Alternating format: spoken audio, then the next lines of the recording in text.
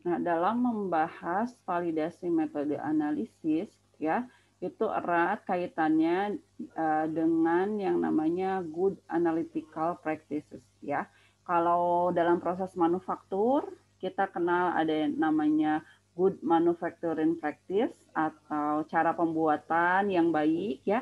Nah, dalam menganalisis sesuatu, ya, itu ada panduannya juga yang namanya good analytical practice.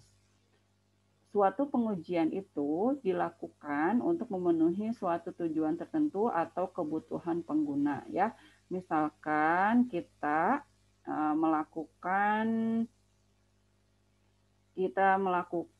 tadi uji potensi antibiotik, berarti nanti tujuannya untuk menetapkan potensi antibiotik, gitu ya. Prosedurnya seperti apa, metodenya bagaimana, gitu ya. Ada langkah-langkahnya. Nah, pengujian dilakukan dengan menggunakan metode, prosedur, dan peralatan yang telah teruji untuk menjamin kesesuaian dan tujuan pengujian, ya. Jadi metodenya ditetapkan, prosedurnya ditetapkan, dan peralatannya juga harus sudah teruji, ya. Dalam hal ini berarti peralatannya sudah dikalibrasi, ya. Jadi penting untuk menggunakan alat yang memang dikalibrasi. Kemudian selain itu, selain alatnya, ya, metodenya, prosedurnya juga pengujian itu harus dilakukan oleh personel yang memiliki kualifikasi dan kompeten, ya. Jadi personelnya harus terkualifikasi dan kompeten. Bagaimana mencapai ini, gitu ya? Berarti nanti saat rekrutmen, misalkan di industri farmasi, staff QC, ada persyaratannya minimal S1 farmasi, gitu ya. Dengan harapan kalau S1 farmasi itu sudah mengenal bagaimana penggunaan instrumen-instrumen analisis, ya, seperti spektrofotometri, HPLC, gitu ya, sudah terbiasa. Kemudian tahu bagaimana cara menggunakannya dan bagaimana kemudian nanti menganalisis hasilnya, gitu ya. Jadi nanti jangan sampai lulusan S1 farmasi tapi alat spektrofotometri tidak bisa pakai, gitu ya. Nah, itu nanti menjadi pertanyaan. Dan yang lebih pentingnya lagi adalah bagaimana menganalisis data dari hasil pengujian menggunakan spektrofotometri, misalkan, gitu ya. Jadi personelnya ini terkualifikasi, kemudian juga harus kompeten. Nah, untuk bisa kompeten, biasanya nanti kalau setelah rekrutmen pertama, gitu ya, oke, dinyatakan memenuhi syarat dan lulus diterima bekerja di suatu industri farmasi untuk menjadi staf quality control. Nah, kemudian nanti biasanya akan ada berbagai jenis pelatihan, ya, untuk memperoleh keterampilan dan supaya staf tersebut kompeten di bidangnya. Biasanya nanti pelatihan khusus terkait penggunaan spektrofotometri atau penggunaan HPLC, gitu ya, supaya nanti memang lebih kompeten, nanti ada sertifikatnya. Biasanya di industri farmasi seperti itu. Atau kalau selain di industri farmasi, di laboratorium terstandar yang menerima pengujian dari luar, misalkan laboratorium milik Kementerian Perdagangan, ya, yang menerima pengujian sampel air, gitu ya, dari seluruh industri misalkan, ya, ataupun dari UMKM.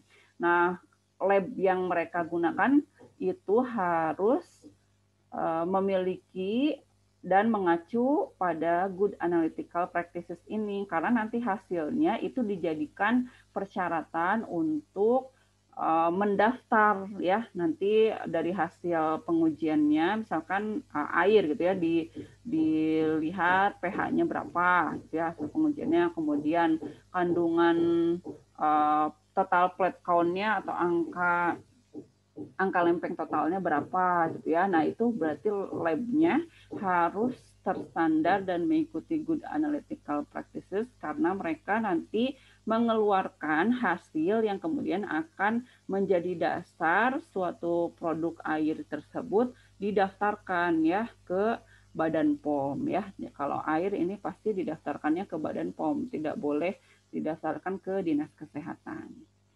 Nah, berarti lab punya Kementerian Perdagangan itu dia punya personel yang terkualifikasi dan kompeten.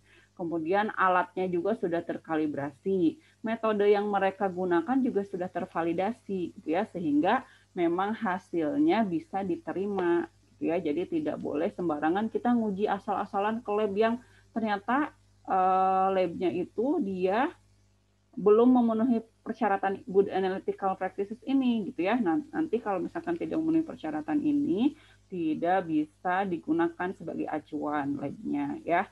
Nah, biasanya lab yang sudah terstandarisasi, ya, menerapkan GAP ini, memenuhi persyaratan yang sudah disebutkan, itu nanti suka ada ISO, sertifikat ISO-nya, ya. ISO berapa? ISO 14.000 berapa, gitu ya. Macam-macam ISO-nya. Nah, itu harus memenuhi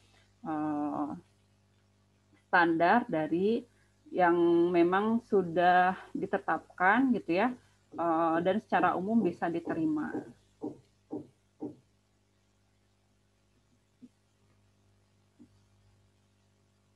Nah, kemudian good analytical practices tersebut disebut juga dengan praktek pengujian yang baik, ya.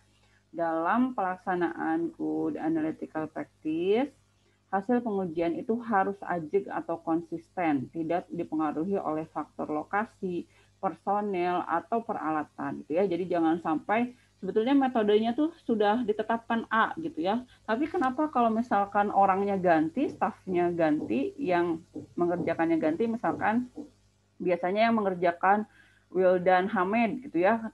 Kemudian tapi kalau besok yang mengerjakannya Sasti, hasilnya berubah, gitu ya. Nah, jangan sampai seperti itu. Jadi kita harus melakukan validasi, ya, bahwa nanti metode yang kita pilih itu mau siapapun yang mengerjakan, mau pakai alat yang mana, yang penting alat itu terkalibrasi, itu menghasilkan hasil yang konsisten, ya. Jadi jangan sampai hari ini misalkan uji pH air, ya, hari ini tadi dilakukan oleh Wildan Hamid, pH-nya 7,2. Besok dilakukan oleh Sasti jadi 8,2. Nah, bedanya kan pH-nya 1, ya. Dari netral jadi cenderung basa. Nah, ini yang salah apanya nih, ya? Apakah prosedur metode analisisnya tidak tepat, atau misalkan alatnya yang perlu dikalibrasi ulang, gitu ya, ataupun personelnya apakah kompeten atau tidak, itu ya nanti harus ditelusuri, ya, penyebabnya kenapa, gitu ya. Jadi dengan prinsip praktek pengujian yang baik ini diharapkan tidak ada perubahan-perubahan seperti itu, ya, karena nanti ditetapkan berbagai jenis kualifikasi, ya, kualifikasi untuk peralatan, orang, gitu ya, yang harus dipenuhi. Laboratorium penguji harus mempunyai prosedur jaminan dan pengendalian mutu yang memadai, ya. Jadi labnya nanti harus punya SOP sendiri untuk menjamin bahwa memang lab tersebut, gitu ya, sudah terstandarisasi dan hasilnya itu memang valid, ya, bisa diterima. Yang ketiga, laboratorium penguji harus diuji dan dievaluasi oleh badan yang kompeten dan tidak memihak, ya. Jadi laboratorium juga diakreditasi nih, ya. Selain program studi, ya, di institusi diakreditasi, perguruan tinggi diakreditasi, ya. Kemudian juga sekarang rumah sakit, ya, diakreditasi, klinik diakreditasi. Nah, laboratorium pun diakreditasi, ya. Ini biasanya kalau sudah diakreditasi tadi keluar sertifikat ISO nomor berapa, ya, untuk laboratorium. Nah, kita lihat validasi metode analisis. Definisi dari validasi metode analisis, ya. Yang namanya validasi, tadi validasi ini merupakan suatu proses, ya, atau kegiatan untuk melakukan pembuktian atau konfirmasi pengujian yang objektif di laboratorium, dan bahwa metode itu memenuhi persyaratan yang telah ditentukan yang sesuai dengan tujuan penggunaannya. Jadi kita mengkonfirmasi, membuktikan metode analisis yang akan kita pakai itu memang memenuhi persyaratan yang telah ditentukan. Tujuan dari metode validasi metode analisis ini, yang pertama, mengevaluasi kinerja metode, ya. Jadi metode yang kita gunakan juga itu nanti ada parameter-parameter kinerjanya ya. Kalau misalkan mahasiswa nih ada parameter kinerja. Contoh parameter kinerja kalau mahasiswa itu apa ya? Supaya kalian tidak bingung, apa sih ini parameter kinerja?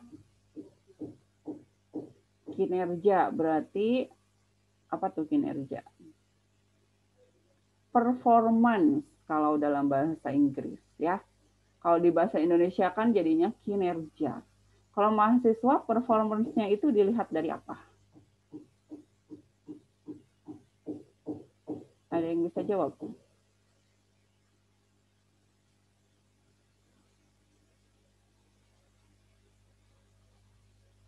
Kalian kalau mau dilihatlah performance-nya sama orang tua gitu ya. Kalian laporan performance kalian ke orang tua dalam bentuk apa?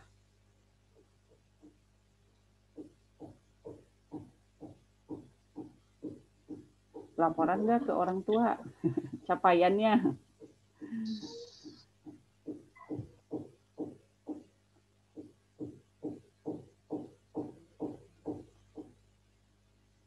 Salma, apa kira-kira kalau sebagai mahasiswa, kalau Salma melakukan laporan performance, ya laporan ke kinerja ke orang tua, biasanya Salma melaporkan apa?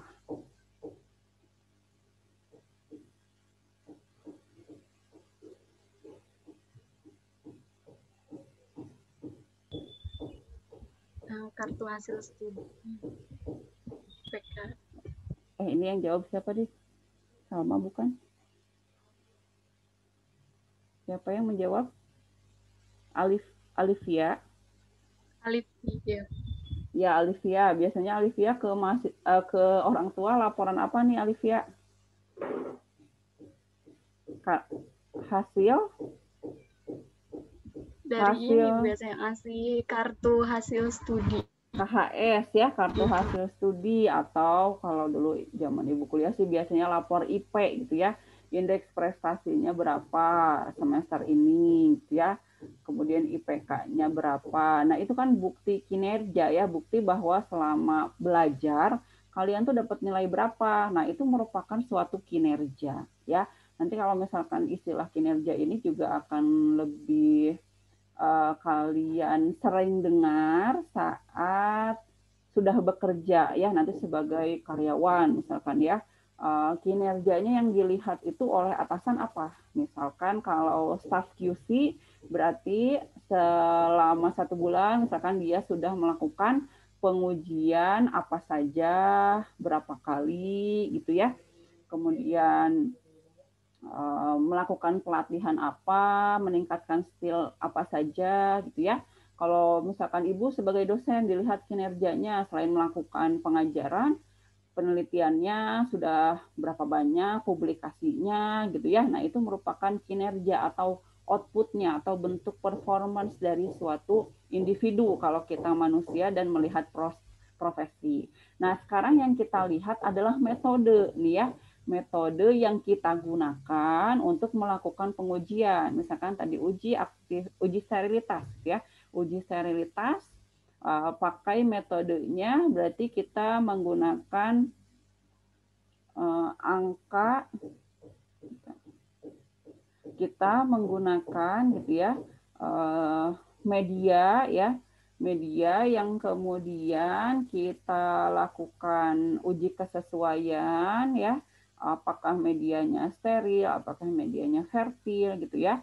Nah, metode yang kita pilih dalam melakukan uji sterilitas gitu ya, nanti kita lihat kinerjanya. Nah, kinerjanya itu terdiri dari apa?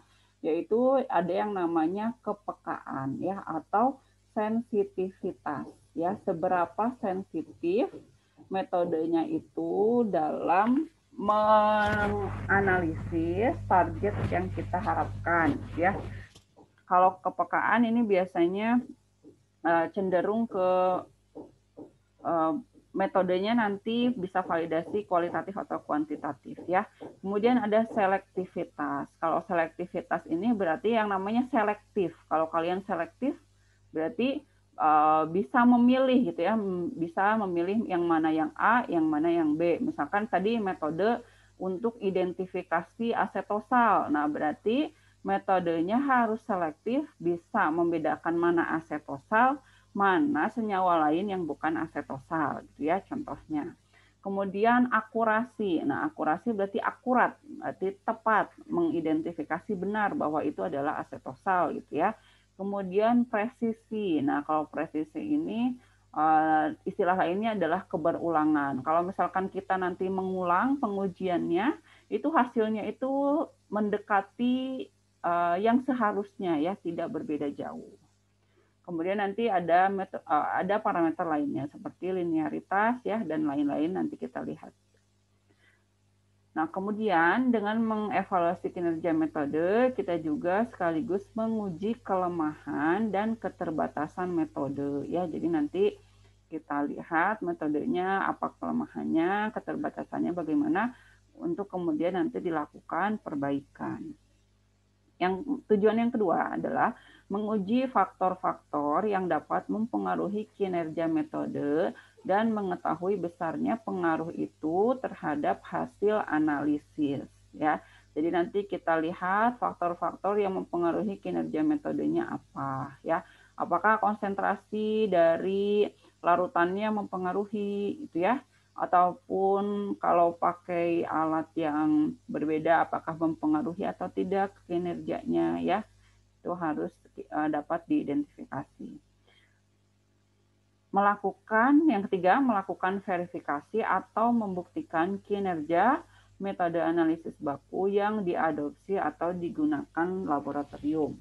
Nah, kalau kalian membaca di sini ada yang namanya ataupun nanti mendengar metode analisis baku, maksudnya di sini adalah metode analisis yang sudah ditetapkan dan memang sudah divalidasi, kemudian ada dalam buku atau acuan tertentu. Misalkan adalah metode yang ada di farmakope, ya. Jadi kalau metode analisis yang ada di farmakope itu kita namakan sebagai metode analisis baku. Jadi sudah dibakukan dan itu memang sebetulnya sudah divalidasi ya bahwa metodenya bisa digunakan sehingga bisa dicantumkan di farmakope. Nah, nanti kalau kita mau melakukan menggunakan metode yang ada di dalam farmakope digunakan di lab kita gitu ya.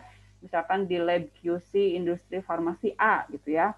Berarti nanti dilakukan yang namanya verifikasi ya, untuk menilai ulang metodenya apakah memang benar bisa digunakan atau tidak di lab gitu ya. Jadi istilahnya kalau kita menggunakan metode analisis baku yang sudah ada dalam pedoman tertentu, contohnya di farmakope, itu lebih sering dinamakan istilahnya adalah verifikasi. Tapi kalau kita melakukan proses mengevaluasi suatu metode analisis yang benar-benar baru atau hasil modifikasi, nah nanti perlu yang namanya validasi ya. Jadi ada sedikit perbedaan antara validasi dan verifikasi. Kalau validasi itu metodenya benar-benar baru atau ada yang dimodifikasi. Tapi kalau verifikasi kita gunakan yang sudah ada, yang misalkan plug pakai yang di farmakope dari A sampai Z gak ada yang dirubah, kita pakai kemudian kita langsung terapkan di lab yang kita gunakan. Nah, itu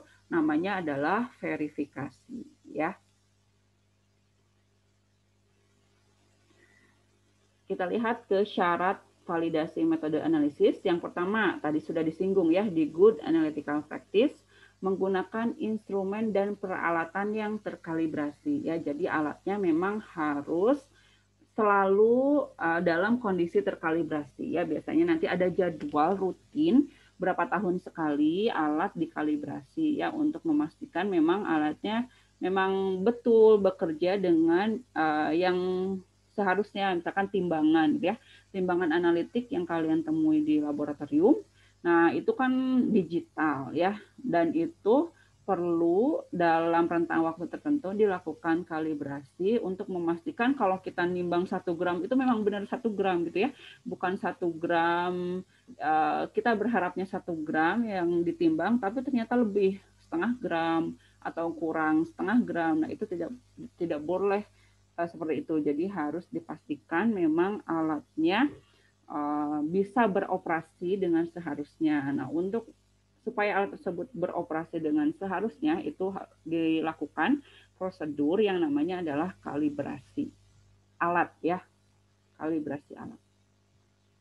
Nah, syarat validasi metode analisis yang kedua, selain menggunakan instrumen dan peralatan yang terkalibrasi adalah dilaksanakan oleh personel yang kompeten ya. Tadi balik lagi, personelnya harus terkualifikasi, ada syarat-syaratnya tertentu, dan juga dia kompeten dalam menggunakan peralatannya. Jadi nggak bisa yang biasanya tidak biasa gitu ya, tidak biasa mengoperasikan alat, tapi tiba-tiba dia harus mengoperasikan alat tersebut dan melakukan validasi metode analisis. Nah, itu tidak boleh ya. Jadi memang dipilih personelnya yang memang kompeten dalam mengoperasikan alat dan juga mengetahui prosedur metode analisisnya ya dengan baik ya.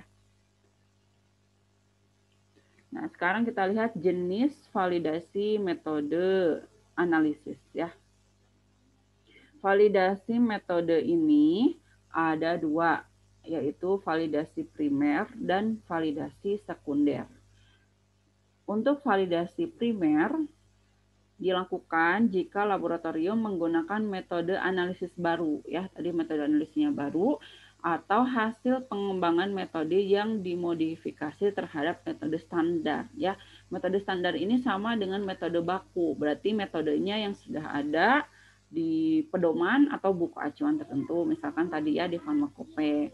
Kemudian validasi yang metode yang kedua adalah validasi sekunder. Validasi sekunder ini dilakukan untuk verifikasi yang tadi ya, verifikasi berarti kita gunakan metode yang sudah ada, sudah tercantum atau tertuang di Pharmacope atau metode standar yang ada di acuan yang lainnya, misalkan kita pakainya USP atau ICH ya, boleh beragam. Kita gunakan metodenya gitu ya, langsung dipakai, langsung diadopsi di lab tanpa ada perubahan apapun. Nah, itu berarti namanya verifikasi ya, atau disebut juga dengan validasi sekunder. Sampai sini ada pertanyaan?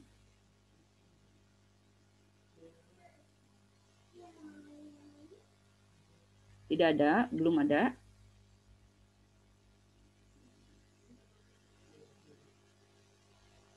Kalau di industri farmasi ya, atau nanti ada yang bekerja di Badan POM atau Balai Besar POM, bagian pengujian, nah pasti nanti akan familiar nih dengan istilah-istilah ini ya, metode analisis, validasi metode analisis. Kalau di industri ditambah lagi nanti ada namanya validasi proses, validasi pembersihan ya, macam-macam. Nah, sekarang kita masuk ke parameter validasi metode analisis mikrobiologi. Berarti di sini kita akan lihat tadi apa yang akan kita amati ketika melakukan proses validasi metode analisis ya. Kan metodenya nanti kita tentukan apa, misalkan metode untuk uji potensi antibiotik pakai metode A gitu ya. Nah, kemudian nanti metode tersebut kemudian divalidasi ya. Nah, dalam melakukan validasi kita harus melihat gitu ya, ada berbagai parameter yang harus kita tentukan dan kemudian harus ada nanti nilainya gitu ya. Tadi ini juga kaitannya dengan kinerja tadi ya, performance-nya. Hasil dari validasi metode analisis itu berupa apa? Yang pertama kita harus lihat nilai atau tingkat akurasinya ya. Akurasi ini kalau dalam bahasa Indonesia erat gitu ya, kaitannya sama dengan kecermatan ya. Jadi ketika kita balik lagi tadi ke pengujian identifikasi asetosal ini ya, yang mungkin yang lebih gampang itu kalau misalkan identifikasi asetosal pakai metode A gitu ya. Nah, hari ini kita pakai metode A, hasilnya diidentifikasi itu betul ya asetosal, misalkan pakai reaksi warnanya jadi orange gitu ya. Nah, ketika besok dilakukan pengujian itu hasilnya harus sama. Nah, hasilnya kalau hasilnya sama berarti itu akurat gitu ya. Ada parameter akurasi di sana. Kemudian yang kedua adalah presisi ya. Nah, untuk presisi ini istilah lainnya adalah repeatability atau reproducibility. Jadi dia ketika diulang itu memberikan nilai yang sama ya. Atau istilahnya juga adalah intermediate precision. Dalam bahasa Indonesia artinya keseksamaan. Mau diulang berapa kali ya hasilnya tetap sama ya. Kemudian yang ketiga sensitivitas atau kepekaan ya. Kalau sensitivitas ini berkaitan dengan kadar ya. Dengan kadar atau jumlah sampel yang kita identifikasi itu sangat kecil atau sangat rendah, metodenya bisa mengidentifikasi sampel tersebut. Artinya metode tersebut sensitivitasnya mencukupi ya atau sensitivitasnya memadai. Yang keempat adalah selektivitas dan spesifisitas ya. Kalau yang ini berarti artinya bisa membedakan dan juga metode tersebut membedakan tadi asetosal ya dengan senyawa yang lainnya ya. Jadi dia sifatnya selektif dan spesifik. Yang kelima adalah linearitas ya. Linearitas ini merupakan parameter validasi metode analisis untuk metode analisis kuantitatif. Jadi nanti kalau perhitungan kadar ya, uji potensi, nah itu pasti pakai parameter linearitas. Yang selanjutnya rentang hitung yang diterima. Jadi nanti ada batas atas dan batas bawah dari rentang perhitungan berapa yang diterima gitu ya. Biasanya ini kaitannya dengan nilai yang diterima secara statistik. Misalkan batas bawahnya adalah 95%, batas atasnya 105%, misalkan itu ya. Tapi ini tergantung nanti metode yang akan divalidasi apa. Kemudian yang selanjutnya adalah robustness atau ketangguhan metode. Jadi seberapa besar metode yang kita gunakan itu tidak terpengaruhi oleh adanya faktor-faktor lain yang ada di sekitarnya, gitu ya. Jadi dia tangguh, tidak tergoyahkan adanya faktor lain yang ada saat dilakukan validasi. Nah, untuk pedoman validasi tersendiri itu lebih lengkapnya ada di USP ya. Kemudian juga ada di International Conference on Harmonization atau ICH. Kemudian juga di Method Validation of Microbiological Methods yang 2002. Kemudian yang selanjutnya ada AOAC International Method Committee Guidelines for Validation of Qualitative and Quantitative Food Microbiological Office Method, dan satu lagi AOAC yang Guidelines for Validation of Microbiological Methods for Food and Environmental Services ya. Jadi kalau yang dua ini spesifik untuk yang tiga ini ya, spesifik untuk metode-metode terkait mikrobiologi, sedangkan USP dan ICH itu validasinya secara umum ya, parameter validasi secara umum atau prosedur untuk validasi secara umum. Nah, metode analisis ini dibagi menjadi dua ya, ada metode analisis kualitatif dan ada metode analisis kuantitatif ya. Semuanya sudah familiar dengan istilah kualitatif dan kuantitatif?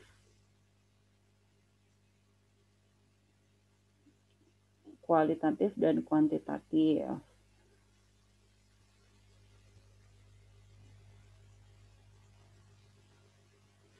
Chandra bisa membedakan apa itu kualitatif dan kuantitatif?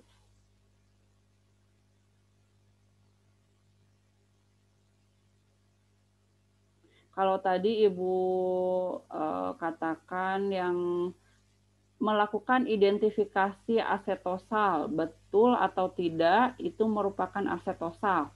Nah, itu kualitatif atau kuantitatif? Gimana Bu? Suaranya reg-regan. Yang acetosalnya kenapa? Asetosal ya, tadi kan kita banyak bahas asetosal. Maksudnya contohnya yang Ibu berikan asetosal. Kita melakukan identifikasi suatu bahan baku. Kita mau tahu itu bahan baku tersebut benar atau tidak merupakan apakah asetosal atau bukan. Nah, kalau misalkan kita pakai metode analisis untuk mengidentifikasi bahwa itu ada bahan tersebut adalah asetosal atau bukan asetosal, itu berarti termasuk metode mana? Yang kualitatif atau kuantitatif?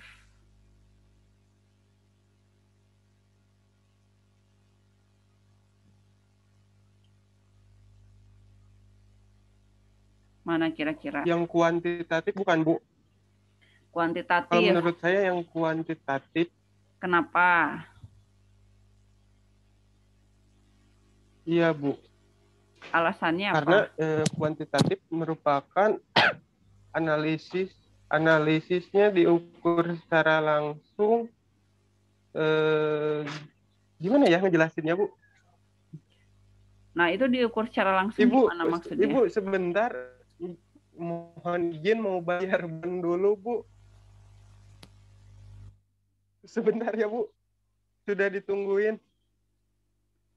Ya, coba yang lainnya setuju atau tidak dengan Chandra tadi kuantitatif? Kurang setuju, Bu.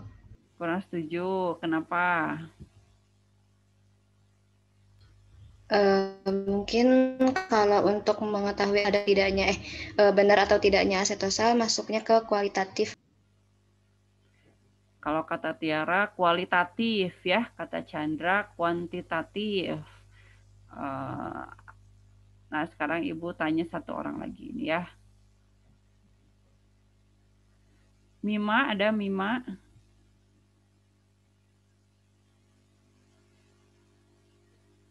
Mana Mima? Ada Ibu. Ya. Mima, kalau menurut Mima dengan contoh yang tadi masuk ke mana? Kualitatif atau kuantitatif? Menurut saya ke kualitatif. Kualitatif. Kenapa Mima? Karena kalau kualitatif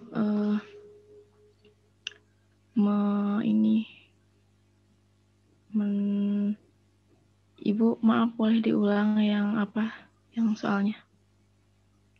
Tadi bahan baku asetosal kita identifikasi pakai metode tertentu.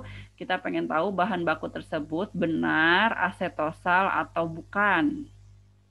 Ya, benar asetosal atau bukan.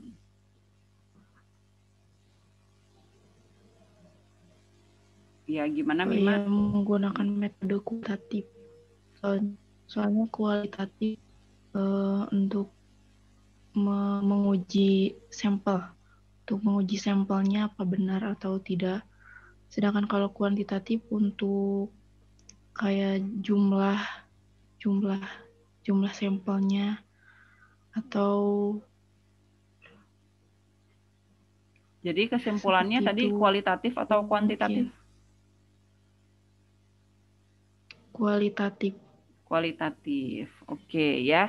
Nah, jadi jawaban yang sudah tepat dari Tiara dan Mima ya. Jadi jawabannya kualitatif karena kita ingin melihat ada atau tidak ya benar itu asetosal atau bukan. Berarti kan kita harus identifikasi ada atau tidak asetosalnya di bahan tersebut ya.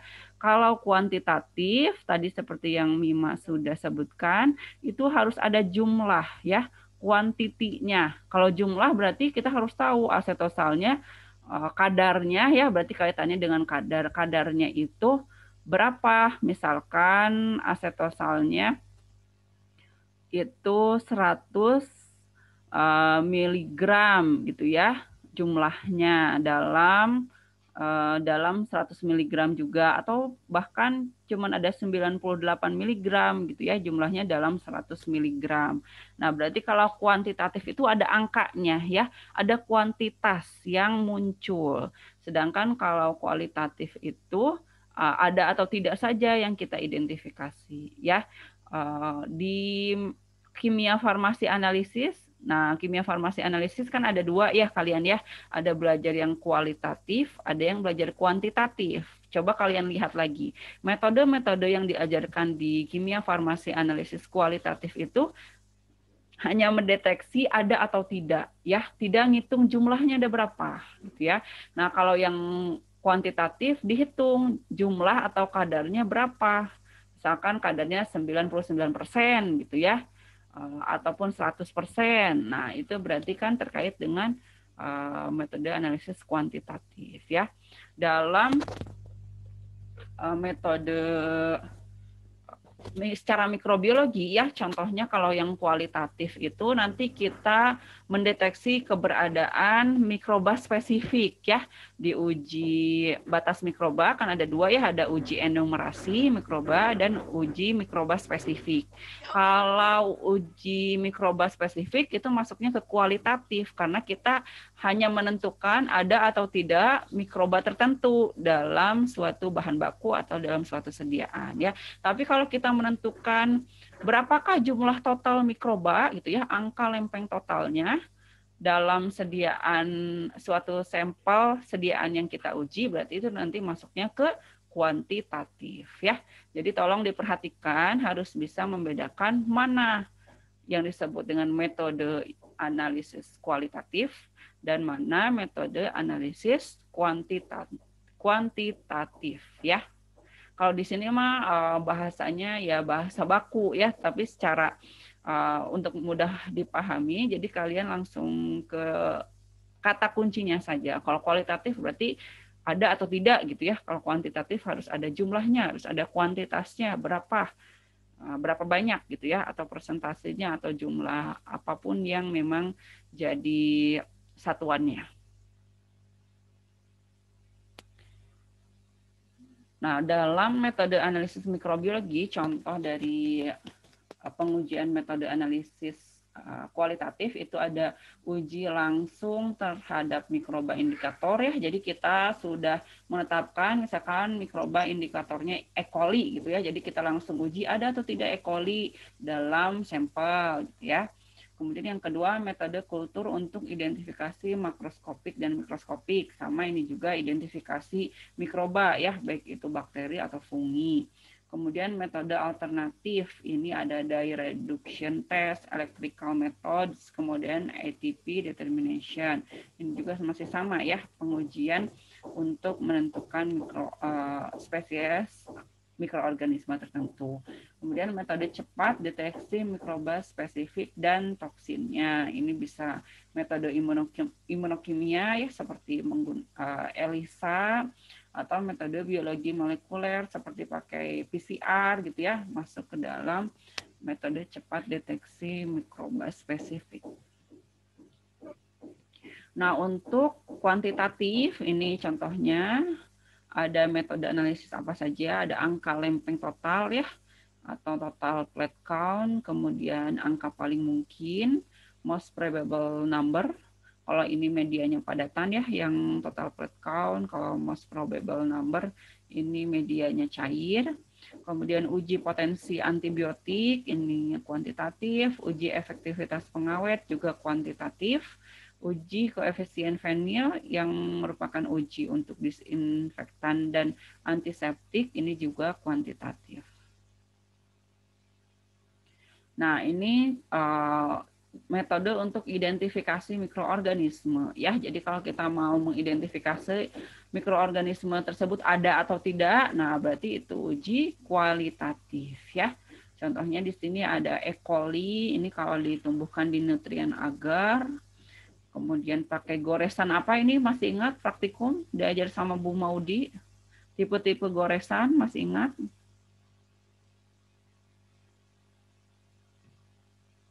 Ingat-ingat lagi ya, berbagai tipe goresan. Nah, ini E. coli di nutrien agar. Kemudian ada Salmonella typhimurium ya. Salmonella dalam media blood agar. Jadi ini agarnya mengandung darah. Nanti koloni salmonellanya jadinya warnanya hitam ya, bulat-bulat hitam seperti ini karena dia memetabolisme Fe ya. Fe yang ada di dalam darah, asalnya Fe2+, jadi Fe3+, jadi koloninya berwarna hitam. Kemudian untuk fungi di sini ada Candida albicans ya, di sini dia bentuknya lebih besar dibandingkan dengan koloni bakteri. Kemudian ada kapang Aspergillus sp ya, Aspergillus sp ini jauh lebih besar, bahkan dalam satu cawan bisa satu helai kapang sendiri gitu ya, karena dia memang multiseluler fungi ya. Jadi bentuknya memang lebih besar. Nah, kalau kita melakukan identifikasi spesies gitu ya tanpa menghitung jumlah koloninya ada berapa, berarti itu merupakan identifikasi kualitatif ya, hanya menentukan ada atau tidak. Untuk melakukan validasi tentu kita harus melakukan persiapan ya. Berikut untuk tahap persiapannya. Yang pertama kita harus siapkan mikroorganisme target atau acuan ya. Mikroorganisme targetnya mau apa? Misalkan dalam uji efektivitas pengawet gitu ya. Nah, di sediaan kita itu ada pengawet apa ya. Nah, pengawet tersebut dia menghambat mikroorganisme apa sehingga mikroorganismenya yang kemudian kita siapkan gitu ya. Kita siapkan mikroorganismenya. Kemudian yang kedua, peralatan dan instrumen ukur yang telah dikalibrasi ya. Dalam uji efektivitas pengawet tadi, misalkan pakai alat apa? Spektrofotometer. Nah, pastikan spektrofotometernya sudah dikalibrasi. Yang ketiga, personel yang kompeten ya, yang sudah terbiasa, yang sudah handal dalam melakukan prosedur tersebut. Yang keempat, program statistika. Nah, ini sangat penting ya, karena nanti parameter tadi misalkan akurasi, presisi, ya, linearitas, itu ngitungnya lebih cepat pakai program statistik. Jadi juga harus menguasai program statistika ya, untuk menghitung, mengevaluasi, dan menginterpretasikan. Ini yang penting ya, menginterpretasikan hasil pengujiannya. Apakah pengujian tersebut memang sudah diterima itu ya, valid atau tidak gitu ya, harus bisa menentukan nanti hasil dari pengujiannya seperti apa.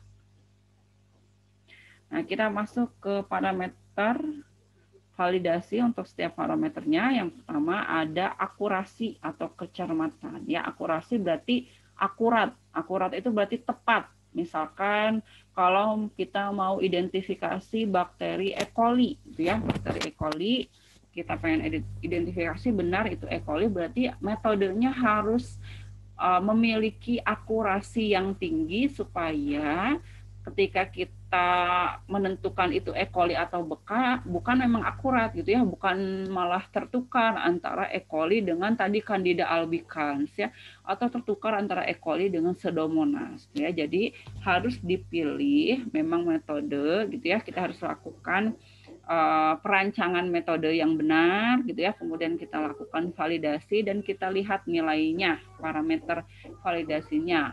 Yang pertama akurasinya kita lihat.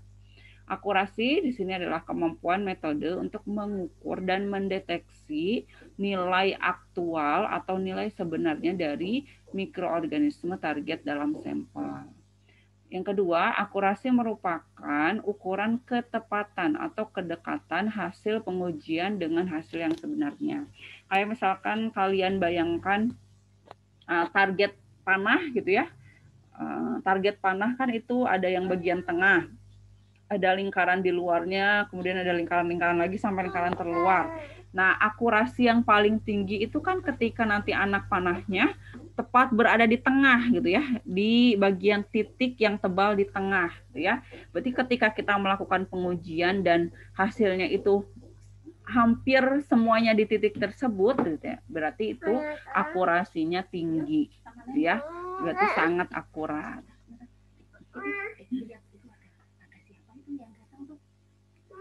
Nah, kalau akurasi tersebut, gitu ya, harus ada nilainya, gitu ya, yang bisa kita hitung. Nah, akurasi itu nanti dalam perhitungannya ada 3 parameter. Yang pertama adalah recovery, ya. Recovery ini disebut juga sebagai persen perolehan kembali. Nah, persen perolehan kembali ini kita dapatkan dengan ini rumusnya adalah H per A dikali 100%, ya. H di sini adalah hasil dari pengujian kita, ya. Kemudian A adalah hasil sebenarnya yang sudah diketahui, ya, hasil sebenarnya itu berapa.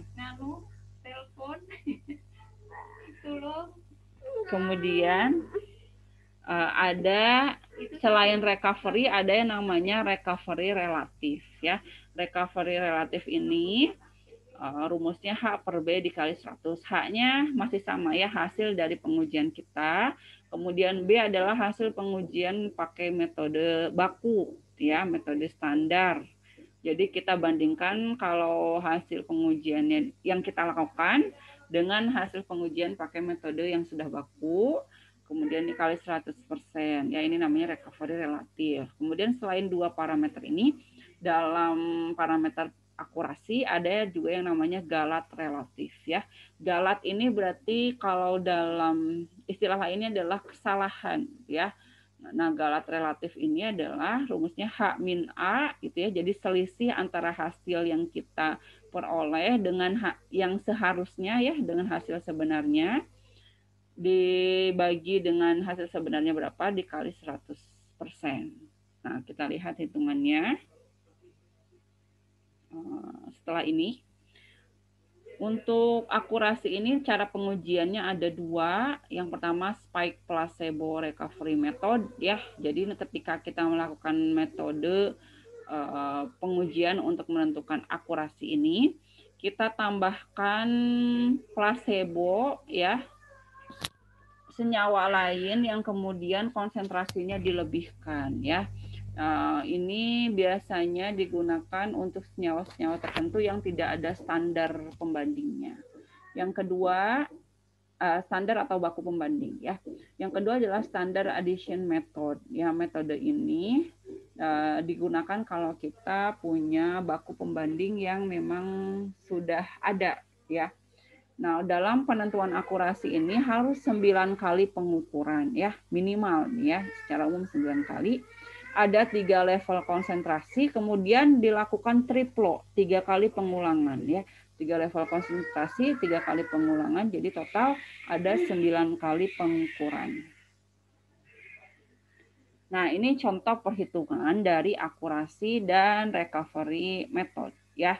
Di sini adalah hasil dari pengujian ALT, angka lempeng total, ya. Di sini ada 5 baku, ya. Ada baku galur baku 1, 2, 3, 4, 5. Nah, secara teoritis ALT-nya itu harusnya 125, ya. Jadi 125, 125, 125 semuanya. Kalau kita rata-ratakan ya tentu ini 125, ya. 125 dikali ada 5 dibagi 5 jadi 125.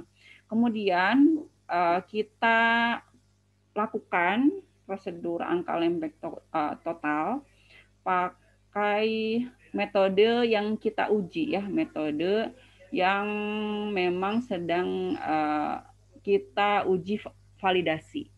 Nah, hasilnya yang pertama 126, kemudian 120, 120, 125. Nah, yang kelima 132, ya.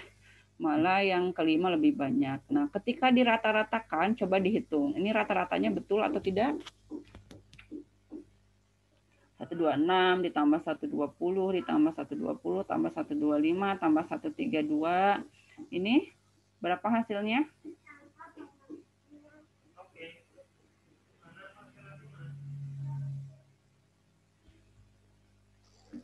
124,6. 124,6 ya, terima kasih Nova ya, kita catat dulu 124,6. Kemudian kalau kita lakukan pengujian pakai metode baku gitu ya, kalau pakai metode baku berarti metode yang ada di farmakope gitu ya, ini nilainya 127 tambah 119, kemudian 118, 128, 131. Nah, ini kalau dirata-ratakan jadi berapa nih kalau pakai metode baku? 5 nilai ini, miring-miring ya. Hasilnya sama, Bu. Sama ya, 124,6. Nah, tapi kemudian di sini ditulis 125 karena tidak ada desimal ya. Angka desimalnya memang tidak dituliskan ya. Jadi dibulatkan ya, kalau 0,6 berarti dibulatkan ke atas ya, 124,6 dibulatkan jadi 125. Ini juga sama, 124,6 dibulatkan jadi 125 ya. Jadi kalau misalkan dari awal tidak ada koma, lagian kalau misalkan kita ngitung koloni kan kita nggak bisa hitung koloninya setengah ya, tetap kita hitung 1. Nah, jadi itu dibulatkan ke atas jumlahnya ya. Jadi tetap ini 125, ini juga 125. Sehingga persen recovery-nya akan kita peroleh gitu ya. Persen recovery-nya tadi kan dari hasil metode uji ya, hasil metode uji berarti yang ini ya, rataannya 125 dibagi hasil yang teoritisnya secara teoritis. Nah, ini harusnya per 125 juga. 125 per 125 dikali 100% jadinya 100% ya. Kemudian persen recovery relatif. Nah, kalau ini berarti membandingkannya hasil dari pengujian pakai metode uji dibagi dengan hasil pengujian pakai metode baku ya, atau pakai metode standar. Jadi ini juga sama, 125 per 125 dikali 100%. Itu nilainya 100%. Nah, ini kalau nilai 100% berarti metodenya akurasinya tinggi ya, karena yang paling tinggi itu nilainya 100%. Ya, jadi kalau kita melakukan validasi, nilai akurasinya sebisa mungkin mendekati 100%. Nah, tadi parameter terkait dengan akurasi ya. Nah, sekarang kita lanjut parameter yang kedua, yaitu presisi atau keseksamaan. Presisi itu apa? Yaitu tingkat kesesuaian antara hasil pengujian individual dengan hasil rata-rata pengujian berulang pada sampel yang homogen dengan kondisi pengujian yang sama. Ya, jadi kalau misalkan sampelnya sama jumlahnya gitu ya, kemudian kondisi pengujiannya sama, diulang mau berapa kali pun itu hasilnya akan sama. Nah, itu berarti presisinya tinggi. Tapi kalau misalkan sudah di sampelnya sebetulnya sama gitu ya, konsentrasinya dibuat sama, kondisi pengujiannya sama, tapi kemudian hasilnya beda-beda, nah berarti itu presisinya rendah ya. Kita lihat nanti berapa persentasenya ya. Nah, presisi ini disebut juga dengan keterulangan atau repeatability, kemudian juga disebut ketertiruan atau reproducibility, dan juga keseksamaan antara atau intermediate precision. Jadi ketiga istilah ini sama saja ya, semuanya adalah presisi. Nah, ini cara perhitungannya ya. Jadi dalam penentuan presisi kita harus hitung yang namanya SBR atau simpangan baku relatif, atau disebut juga relative standard deviation. Nah, relative standard deviation di sini di pelajaran matematika masih ingat? Ada yang masih ingat? Nah, di ini lagi ya, dibaca-baca lagi atau dibuka lagi memorinya terkait simpangan baku relatif atau relative standard deviation. Nah, kalau di sini perhitungannya SBR-nya adalah akar dari sigma log AI min log BI dibagi XI dikuadratkan dibagi 2P ya. Nah, untuk AI dan BI ini merupakan nanti nilai hasil pengujian ya. Nanti lebih jelasnya kita lihat tabelnya. Kemudian XI di sini adalah rataan rata-rata dari nilai hasil log, kemudian P adalah jumlah sampel yang diuji. Ya, jadi nanti di sini harus dilakukan penjumlahan dulu antara log nilai pengujian pertama dan log nilai pengujian kedua dibagi dengan rataan. Nah, ini adalah angkanya, contoh dari hasil pengujian angka lempeng total ya. Sebentar, ini Ibu silakan dulu.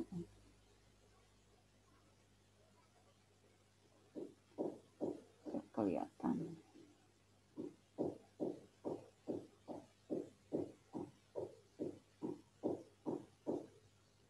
Nah, ini hasil dari ALT ya, angka lempeng total. Berarti kita deteksi berapakah jumlah mikroba per mili ya, per mili sampel yang kita uji.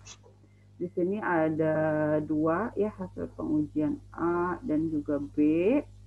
Nah, di sini ada 10 kali, ada 10 sampel ya, dengan nilai yang berbeda-beda.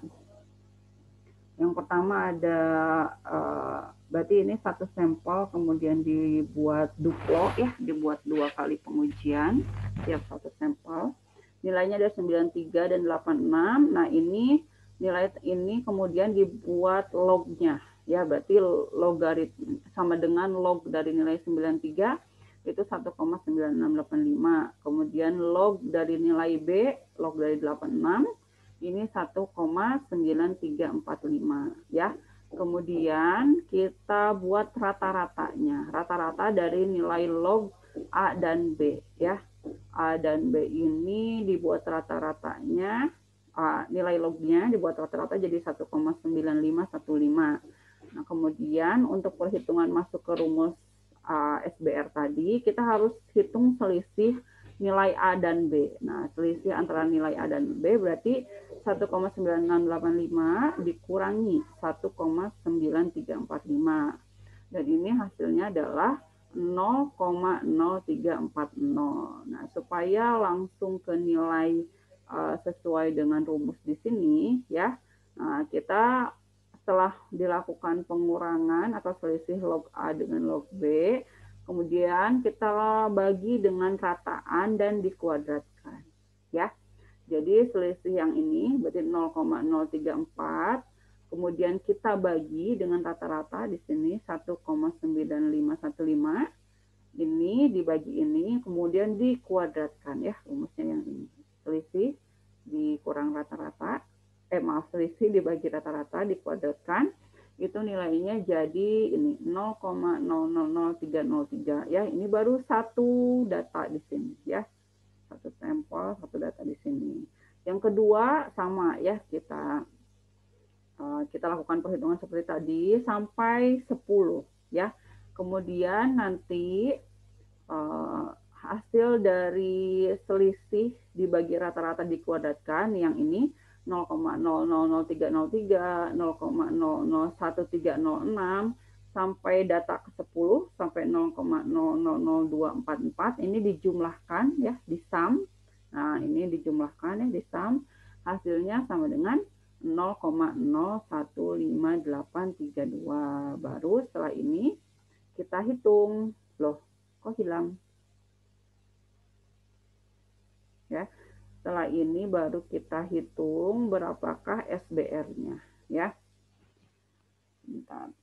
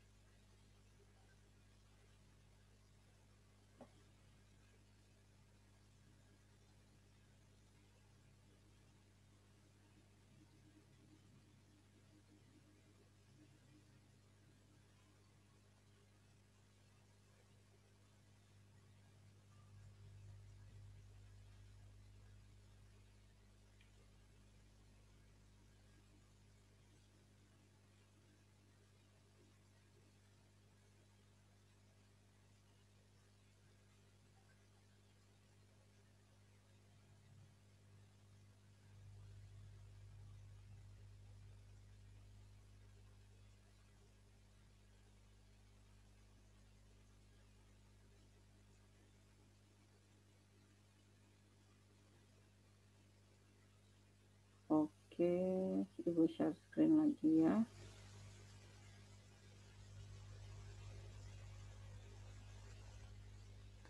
Nah, jadi di sini untuk SBR-nya sama dengan akar dari jumlah ini ya, akar dari 0,015832 dibagi 2 ya, tadi ini rumusnya, dibagi 2 dikali P. Nah, P-nya adalah jumlah sampel di sini ya. P-nya di sini 10, berarti dibagi 2 dikali 10. Jadi akar 0,015832 per 2 kali 10 ya. Jadi akar 0,015832 dibagi 20 ya, 2 kali 10 kan 20, ini kemudian diakarkan, maka hasilnya adalah 0,0281. Nah, kalau kita buat dalam persentase atau koefisien variasi, maka tinggal dikalikan 100% SBR-nya. SBR dikali 100%, ini hasilnya 2,81% ya. Ini untuk penghitungan presisi.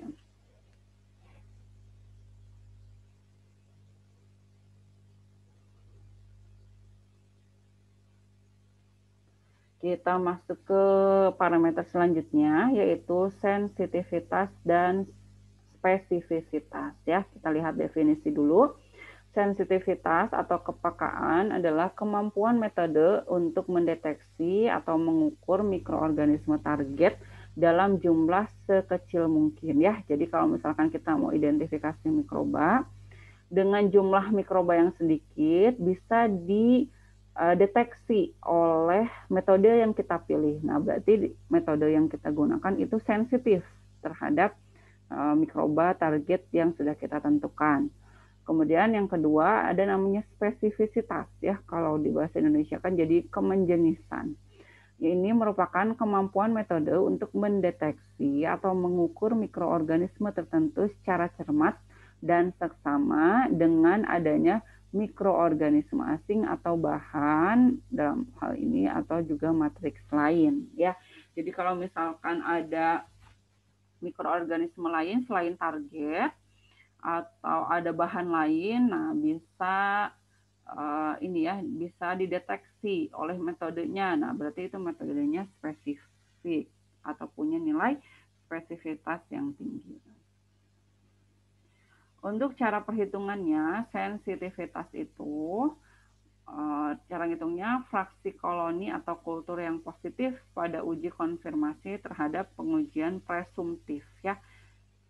Presumtif itu pengujian dugaan ya. Jadi kita melakukan pengujian, kemudian dugaannya berapa? Misalkan di dalam koloni itu diduga gitu ya, dengan ada biasanya itu ada 100 koloni gitu ya. Nanti kita lihat dihitung benar atau tidak ada 100 koloni. Nah, sedangkan kalau spesifisitas yang dihitung merupakan fraksi koloni atau kultur yang negatif pada uji konfirmasi terhadap pengujian presumtif. Yang ketiga adalah selektivitas. Kalau ini nilai logaritma dari fraksi koloni atau kultur yang positif pada uji konfirmasi terhadap jumlah pengujian. Nah, jadi kalau ujinya di sini ada uji presumtif ya, dugaan awal, kemudian uji konfirmatif. Kalau uji konfirmatif itu memang pengujian yang sudah dilaksanakan ya.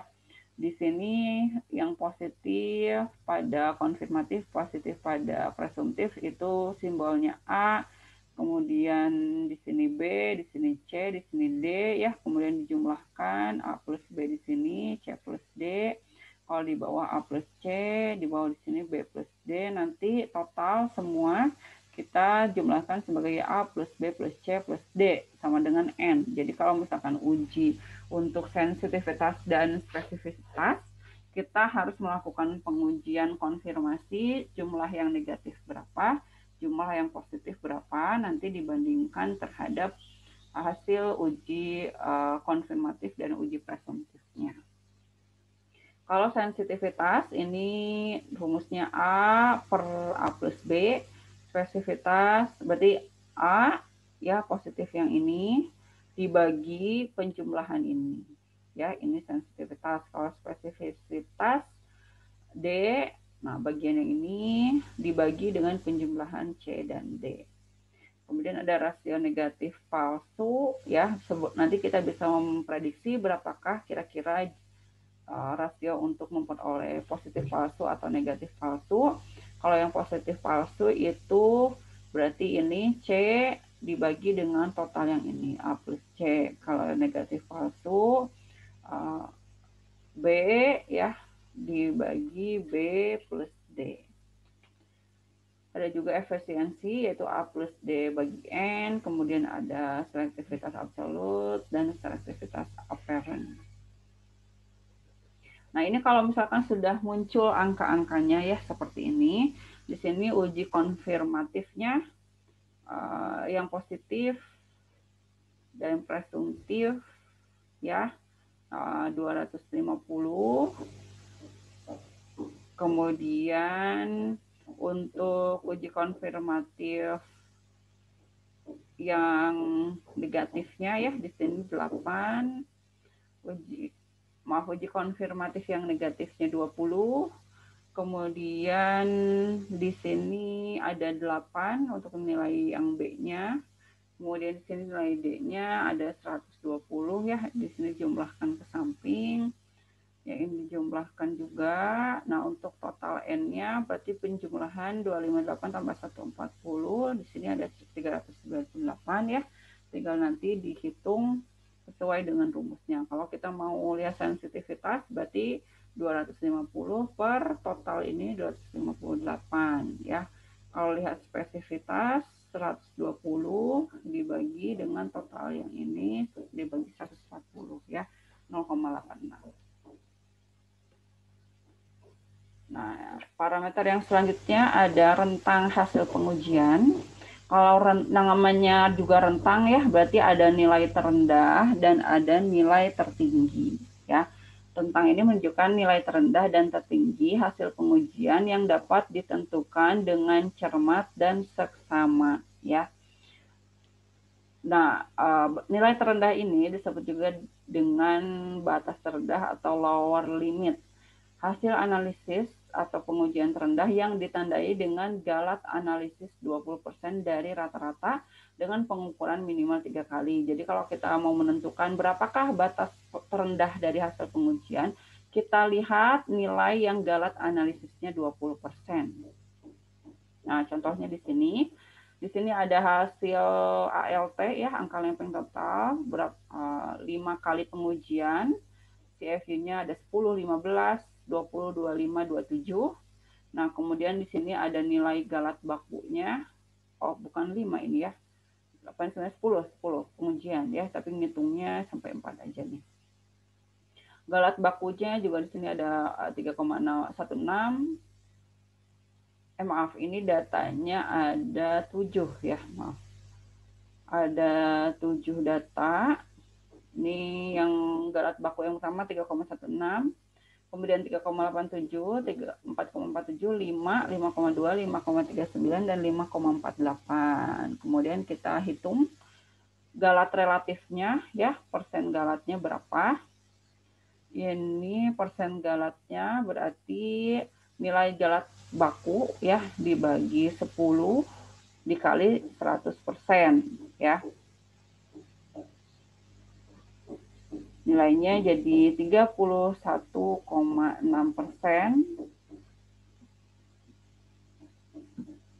Kemudian yang ini 3,87 bagi 15 kali 100 jadi 25,8 ya. Ada 22,8, 20%, 19,2, 18,6, dan 18,3%. Nah, ini nilai yang menunjukkan galat relatif 20% berarti nilai yang ini ya. Ini merupakan lower limitnya ya. Jadi lower limit untuk pengujian ALT ini adalah dengan angka lempeng total 25 CFU per mili dan galat baku 5%.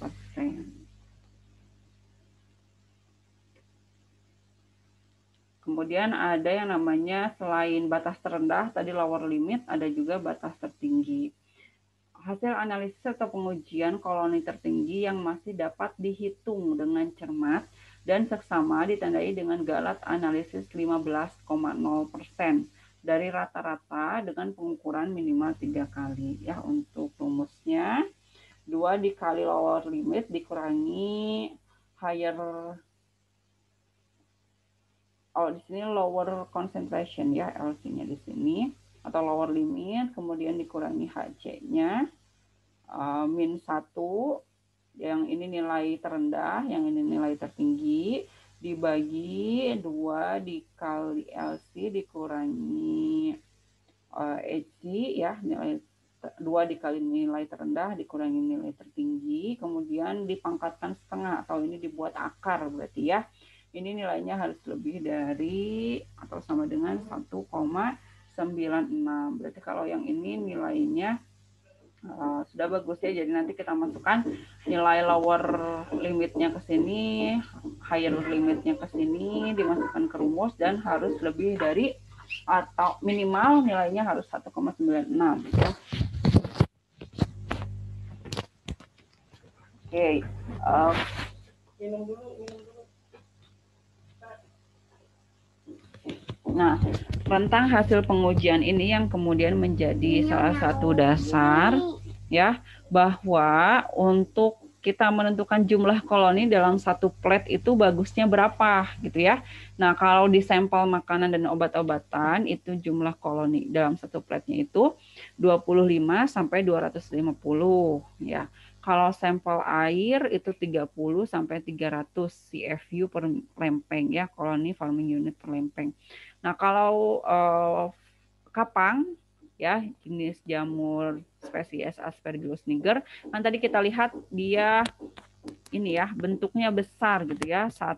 Kalau kita bilang satu koloninya besar gitu ya. Jadi kalau Aspergillus niger ini bisa lebih kecil ya jumlahnya, 8 sampai 80 koloni per lempeng. Nah, parameter selanjutnya ada linearity atau kelinearan. Ini untuk penetapan potensi antibiotik ya.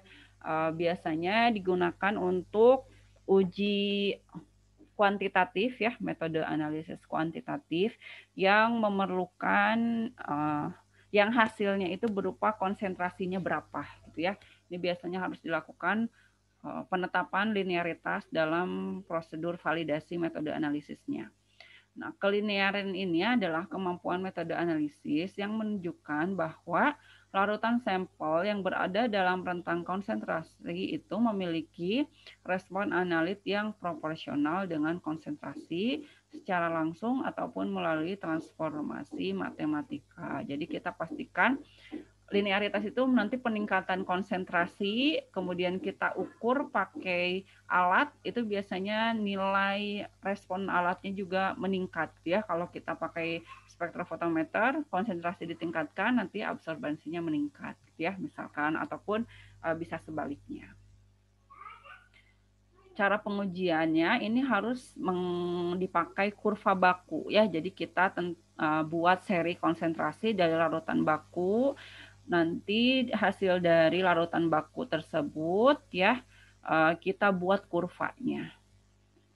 Dianalisis 3 kali dengan konsentrasi antara 50 sampai 150% kadar aktual ya kalau di FDA.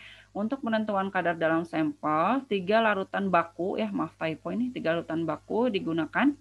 Jadi untuk sampelnya kita gunakan perkiraan 3 konsentrasi target 80%, 100%, dan 120%. Jadi kalau misalkan target kita kira-kira potensi antibiotiknya 10 international unit gitu ya. Jadi buat konsentrasinya 80% dari 10 berarti 8 international unit. Kemudian yang 100%-nya 10 international unit.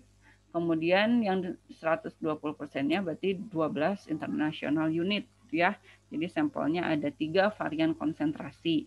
Kalau kurva bakunya tentu lebih dari 5 ya, biasanya konsentrasinya dengan rentang 50 sampai 150%. Nah, untuk parameter linearitas ini ada kurva baku ya. Nanti kurva baku itu kan kita menghasilkan garis persamaan garis linear ya. Waktu uji potensi antibiotik di praktikum juga ini sudah dipraktikkan, atau materi minggu lalu terkait uji potensi antibiotik kan dibuat kurva bakunya ya. Kurva baku ini pasti merupakan hasil dari regresi linear, logaritma atau polinomial. Nanti kita harus tentukan nilai linearitasnya berapa supaya dikatakan kurvanya memang linear ya.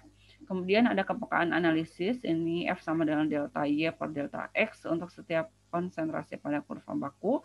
Kemudian ada juga simpangan baku residual garis regresi.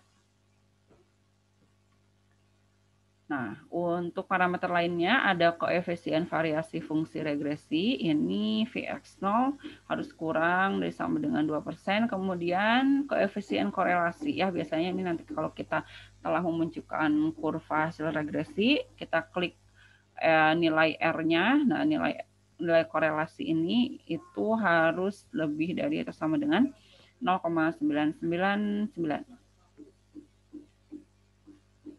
Contohnya di sini perhitungan kadar ya.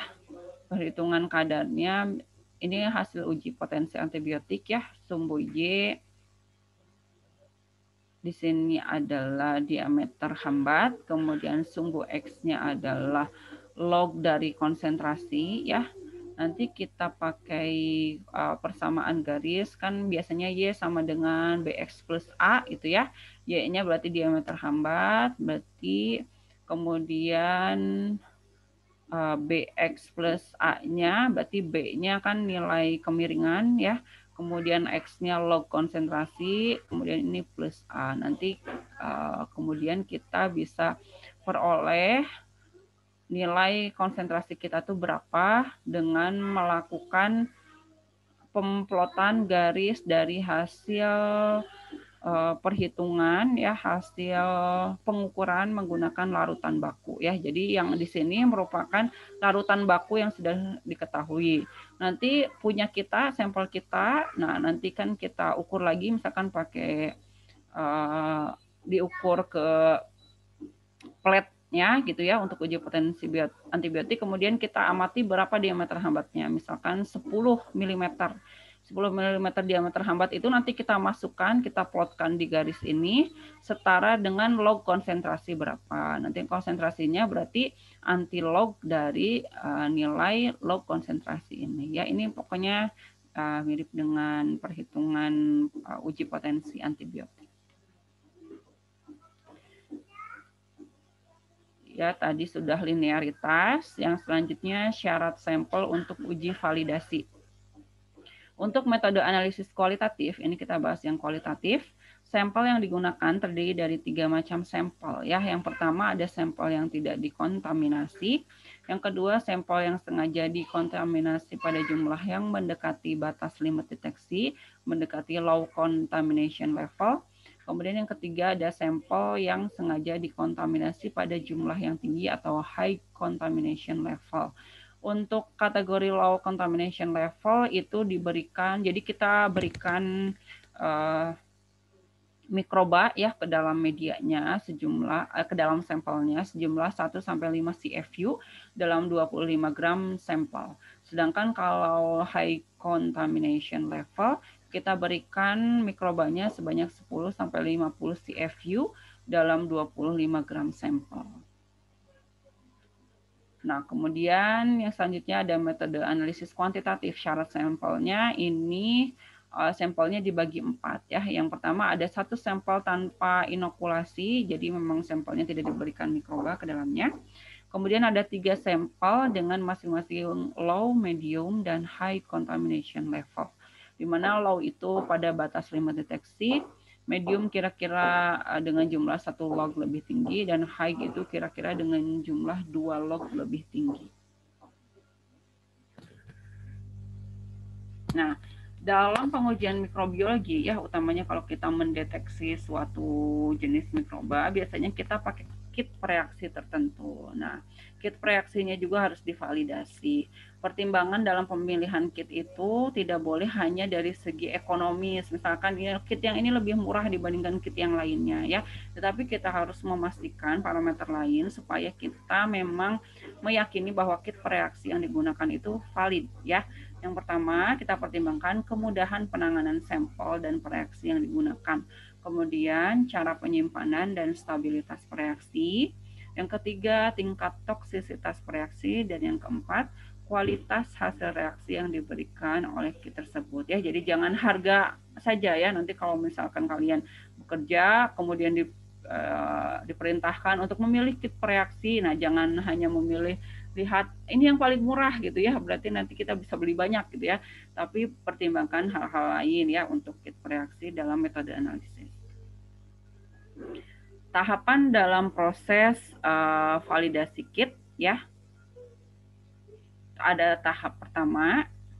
Untuk tahap pertama ini dilakukan seleksi awal, yaitu mencakup evaluasi terhadap kurva standar, ada tidaknya reduksi data, evaluasi terhadap sensitivitas preaksi. Kemudian tahap kedua, pemahaman prosedur penggunaan kit, yaitu untuk mengevaluasi kemungkinan efek matriks, perolehan kembali, reaksi silang, ada tidaknya interferensi, kemudian kemudahan penanganan sampel dan preaksi. Kemudian ada tahap ketiga, pengembangan data validasi, yaitu evaluasi terhadap rentang normal hasil reaksi, uji pada kondisi abnormal, adanya simulasi atau supresi, dan uji terhadap rentang kontrol kualitas ya. Jadi tahapan untuk validasi memilih preaksi sejak awal, kit preaksi itu cukup kompleks ya. Nah, kemudian parameter yang terakhir dari parameter validasi metode analisis ada yang namanya robustness atau ketangguhan metode. Pengujian ketangguhan ini sebenarnya harus dilakukan pada saat fase pengembangan metode ya. Jadi ketika kita baru mengembangkan metode awal, kita harus langsung uji robustness-nya. Dan hal ini tergantung pada faktor-faktor yang berpengaruh pada pengujian. Jika pengujian sangat peka terhadap perubahan dalam kondisi analisis, maka kondisi pengujian hendaknya dikendalikan atau dilakukan dengan penuh hati-hati ya, penuh kehati-hatian ya.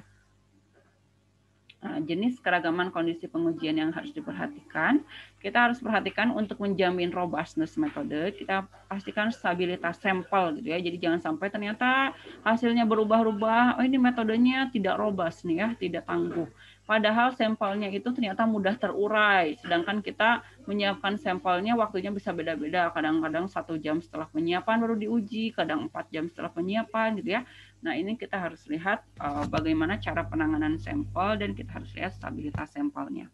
Yang kedua, pengaruh suhu inkubasi. Yang ketiga, pengaruh waktu inkubasi ya, ini kalau kita bicara dalam metode mikrobiologi.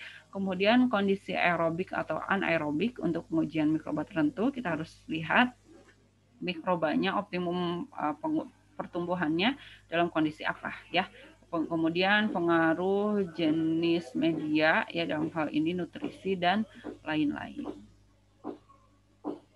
Nah, untuk pengujian parameter robustness dari hasil metode validasi metode analisis ini kemudian dievaluasi secara statistik menggunakan ANOVA ya, atau pilihan yang lainnya pakai algoritma dari Yates. Baik, untuk materi hari ini sudah selesai. Silahkan jika ada yang ingin ditanyakan.